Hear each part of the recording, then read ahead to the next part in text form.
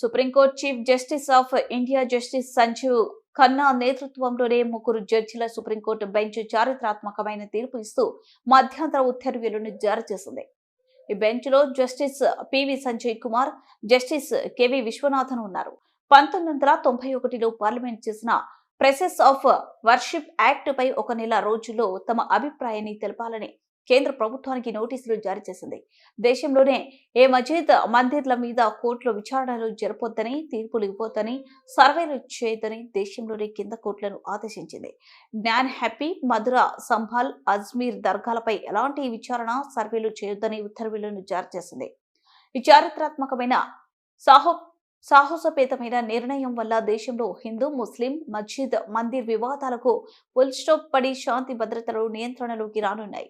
అలాగే ఆర్టికల్ 141 ప్రకారం సుప్రీం తీర్పును దేశంలోని అన్ని కోర్టులు, ప్రభుత్వ యంత్రాంగం పాటించాలి, తప్పనిసరిగా అమలు చేయాలని Nandyal Muslim JAC convener Maulana Abdullah Rashid, అధ్యక్షులు Abulaiz, co convener Saddam Hussain, Abdul Subhan, treasurer, editor Basha, media ప్రతినిధి ఉస్మాన్ జాకీర్, ఇన్సాఫ్ కమిటీ రాష్ట్ర ఉపాధ్యక్షులు బాబా ఫక్రుద్దీన్, జేఏసీ సభ్యులు మునీర్ అహ్మద్, ఖాదర్ బాషా మొదలగు వారు పాల్గొన్నారు. సద్వినియోగం చేసుకోవాలా, దుర్వినియోగం చేసుకోకుండా ఈ సుప్రీంకోర్టు ఇచ్చిన తీర్పును మేము శిరసావహిస్తున్నాము. చాలా ధన్యవాదాలు తెలుపుతున్నాము నంద్యాల జేఏసీ తరఫున. तमाम मुल्क के बाशिंदों को बड़ी खुशी के साथ इस बात की इत्तला दी जाती है कि चंद महीनों से मुल्क में जो बेअमनी, बदअमनी या फितने, फसादात, इख्तलाफात सिंबल के हो या अजमेर के दरगाह पर हो या और मसाजिद के ऊपर जो नाइंसाफ़ी के साथ केस कबूल कर रहे थे, उसके ख़िलाफ़ में सुप्रीम कोर्ट ने बहुत अच्छा फ़ैसला दिया, जिसके हम खैर मकदम करते हैं, आम उसकी वेलकम करते हैं। उस फैसले की खुशी के साथ उसका इस्तकबाल करते हैं। बहुत अच्छी बात है कि मुल्क में अमन की और मुल्क में हिफाजत के लिए एक कानून सुप्रीम कोर्ट ने जो 1991 में बनाया गया था हुकूमत के दायरे में, उसी पर बाकी रखने के लिए हुकूमतों को पेश किया गया। और ऐसे ही ख़ास तौर पर 3 बातों का उसमें इजहार किया गया कि कोई भी ऐसे गलत केसेस ना ले, और दूसरे नंबर पर कोई भी पुलिस किसी भी मस्जिद या इबादत गाहों पर जाकर तफ्तीश ना करें, और तीसरी चीज़ कोई भी हाई कोर्ट इन केसों को कबूल ना करे। और उसके बारे में जो सुप्रीम कोर्ट में केस चल रहा है 140 पर 1 दफ़ा के तहत में, जहां तक भारत की हुकूमत है वहां तक किसी हाई कोर्ट को भी परमिशन नहीं है, इजाज़त नहीं है कि वो उस मामले में कोई फ़ैसला दें। ये बहुत अच्छी बात है।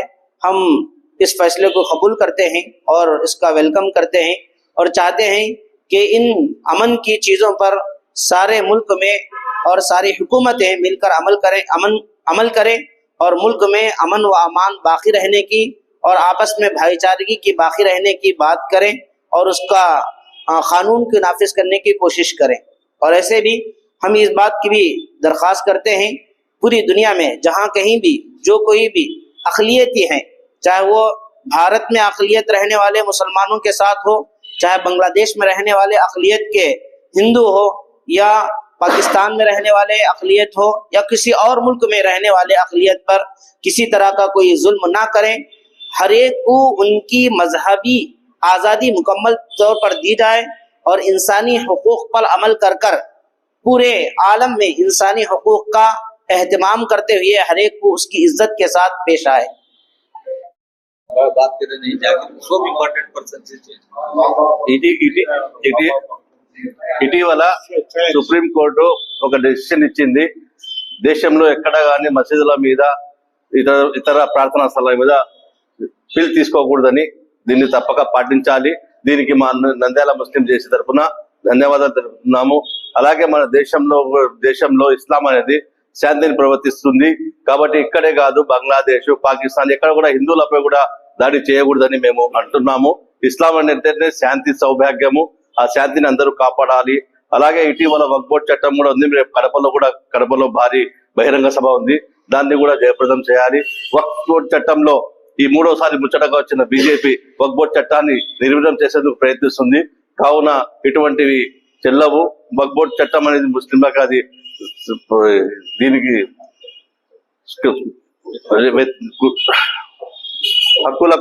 హక్కులకు వ్యతిరేకము. కాబట్టి మేము వల్ల ఇస్లాం ధర్మాన్ని పాటిస్తాము, వక్ఫ్ బోర్డును నిర్వీర్యం చేయకుండా కాపాడుకుంటామని ఈ సందర్భంగా తెలియదు. నంద్యాల జేఏసీ తరఫున ధన్యవాదాలు తెలుపుతున్నాము. యావత్ భారతదేశ ప్రజలకు ధన్యవాదాలు. ఎందుకంటే మతపరమైన స్వేచ్ఛ హక్కును సద్వినియోగం చేసుకోవాలా, దుర్వినియోగం చేసుకోకుండా ఈ సుప్రీంకోర్టు ఇచ్చిన తీర్పును మేము శిరసావహిస్తున్నాము. చాలా ధన్యవాదాలు తెలుపుతున్నాము నంద్యాల జేఏసీ తరఫున. మా నంద్యాల ముస్లిం జేఏసీ సంఘం తరపున, అలాగే యావత్ భారతదేశ లౌకికవాదులందరి తరపున ధన్యవాదాలు తెలుపుతున్నాము. ఎందుకంటే ప్రార్థనా స్థలాలపై వాటికి సంబంధించి పూర్తి హక్కు ఆ మతాలకు ఉంది. ఇందులో ఇతర మతస్థులు జోక్యం చేసుకోకూడదు. ఏ విధంగా అయితే దేశంలో బాబ్రీ మసీద్ అనంతరం జ్ఞానవాపి మసీద్ అని రీసెంట్గా అజ్మీర్ దర్గా అని, అలాగే కొన్ని చర్చిల పైన కూడా తవ్వకాలకు అనుమతించడము, ఇటువంటి అన్నిటిపైని దృష్టిలో ఉంచుకొని సుప్రీంకోర్టు ఇచ్చినటువంటి తీర్పు మాకందరికీ చాలా సంతోషంగా ఉంది. ఎందుకంటే దేశంలో అత్యున్నత న్యాయస్థానం సుప్రీంకోర్టు. భారత రాజ్యాంగం 144 ప్రకారం సుప్రీంకోర్టు చెప్పినటువంటి తీర్పును దేశంలో ఉన్నటువంటి అన్ని హైకోర్టులో శిరసా వహించాలి, తప్పక పాటించాలి. ఈ తీర్పుతో అయినా భారతదేశంలో జరిగేటటువంటి అల్లర్లు, గొడవలు, మసీద్ తవ్వకాలు, అలాగే ఇతర మతస్థులపైన దాడులు, ఇతర మసీదు ప్రార్థనా స్థలాలపైన దాడులు తగ్గుతాయని ఆశిస్తున్నాము. జేఏసీ వైపున సమస్త ప్రజానీకానికి అస్సలాం అలైకుం వరహమతుల్లాహి వబరకాతుహు. మీ అందరికీ అల్లా తరపున శాంతి కలుగుగాక. సుప్రీంకోర్టు ఈ మధ్య ఇటీవల ఒక ఆర్డర్ను పాస్ చేసింది. అదేమంటే 1991 ప్రార్థనా స్థలాల చట్టాన్ని పక్కన పెట్టి కొన్ని కొంతమంది హైకోర్టు న్యాయమూర్తులు వాళ్ళ దగ్గరికి వచ్చిన పిల్స్ను వాళ్ళు వాటికి అనుమతిస్తూ దానిపైన సర్వేలకు అనుమతి ఇచ్చారు. దీన్ని ఆపమని, ఇటువంటి సర్వేలకు ఆస్కారం ఇవ్వకూడదని, అది రాజ్యాంగ విరుద్ధమని ఈ సుప్రీంకోర్టు ఆర్డర్ పాస్ చేయడం జరిగింది.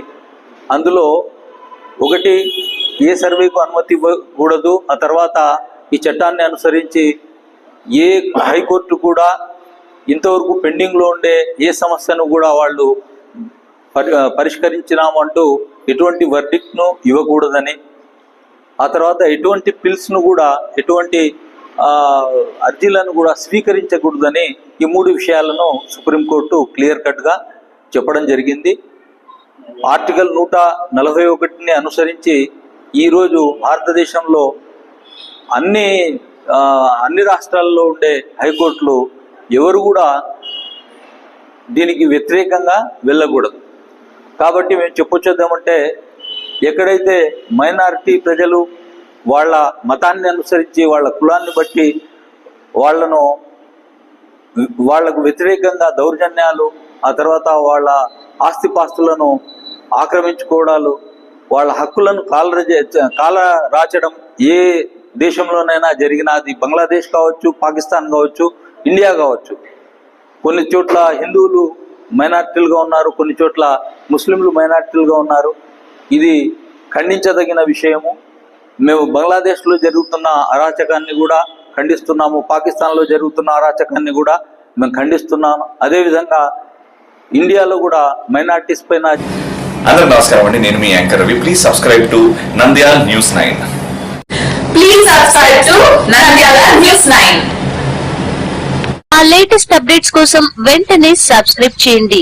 సబ్స్క్రైబ్ చేసేటప్పుడు పక్కనే ఉన్న